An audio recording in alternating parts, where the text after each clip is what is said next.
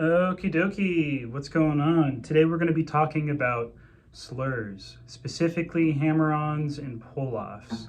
So they definitely sound and do what they sound like, I guess I should say. They definitely do what they sound like. Meaning a hammer-on is when you hammer onto the string of the fretboard, and then a pull-off is when you pull off the string of the fretboard.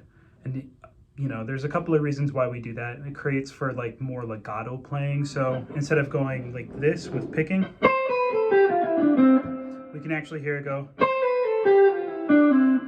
Now every time I switch to string, I could definitely still pick on the string itself.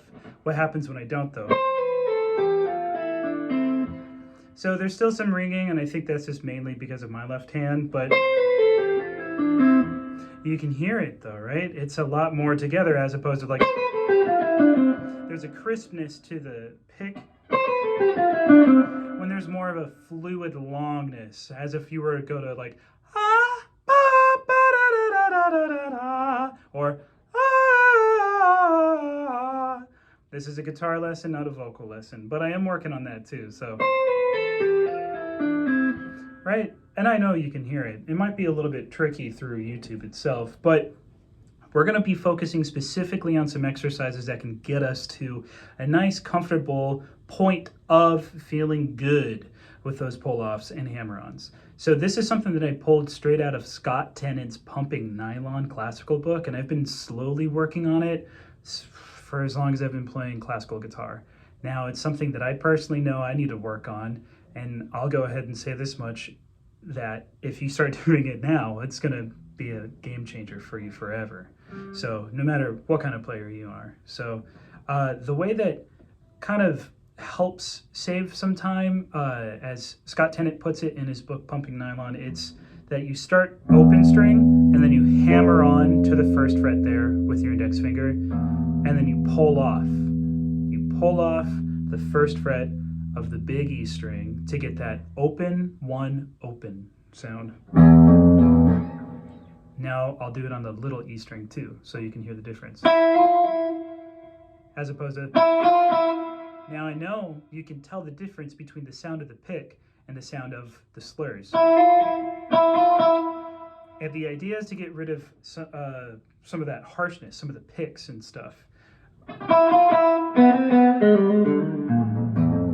Now, the way that I'm going to be doing it and the way that Scott Tenant suggests is that you are supposed to strike every string.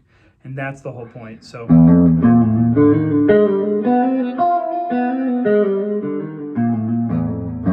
then you move on to your second finger. So it'll be open two, open two, open two. And that's the other thing I didn't mention yet, is that you're supposed to alternate.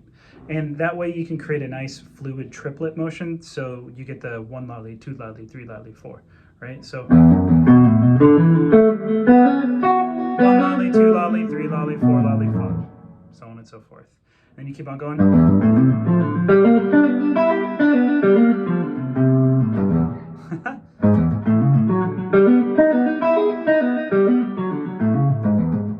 And now you can really hear it. Here's a big trick though. Once you feel like you got those down, then you got to start adding another finger. So let's do 1 and 2.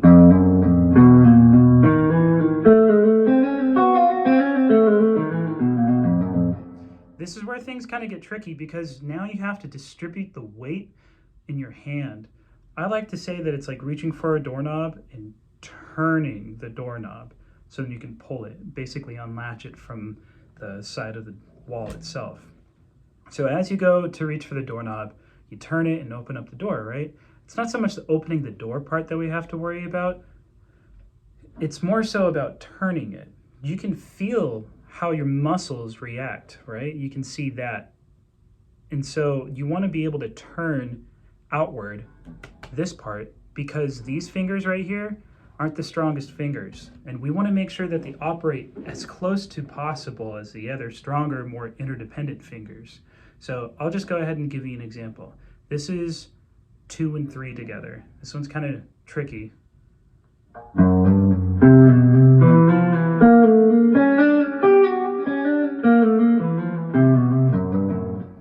You can see see that my pinky's a little bit locked up, but now let's see what happens when I don't do that.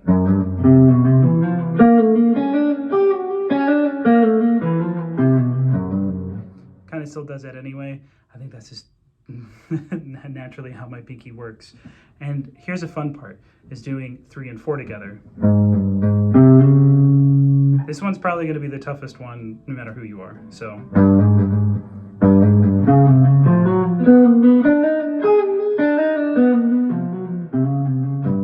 Yeah, still is not my perfect run through. But what I will say is this. Scott Tenant specifically does suggest that as you keep going, that, and if you have more time, that you do this too. So all I'm doing here is moving up 1 fret each time. So I'm going 1 to 2, hammer on, 2 to 3, hammer on, so on and so forth. And then you change it up. So like 1 to 3 when you're using 1 and 3, 1 and 4, 2 and 5, 3 and 6 for your index finger and your pinky finger. You want to be able to do that on all the strings. Bonus game, you get all your notes. So like F, A flat, F sharp, A, G, B flat, A flat, B, oops, B, A, C, B flat, D flat, so on and so forth. So I know I'm not probably the best candidate for that, but I do know my notes. It does kind of take a second for me to trigger it. First time I've ever tried attempting that. It helps out a whole lot though.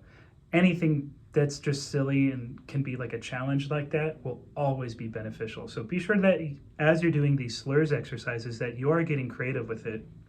This is for more of like the advanced people, but if you feel like you're up for a challenge, then what you can do is start to add a bar. So we're going to start on the 1st fret.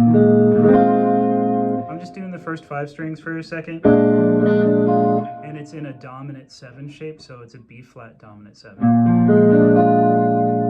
So what we're going to do now is we're going to use that pinky finger. We're going to get rid of the entire chord, stay in that same shape, but we're going to move our pinky finger up to the 4th fret, and in that way we can do this. 4th fret to the 3rd fret, to the 2nd fret, to the 3rd fret, to the 4th fret.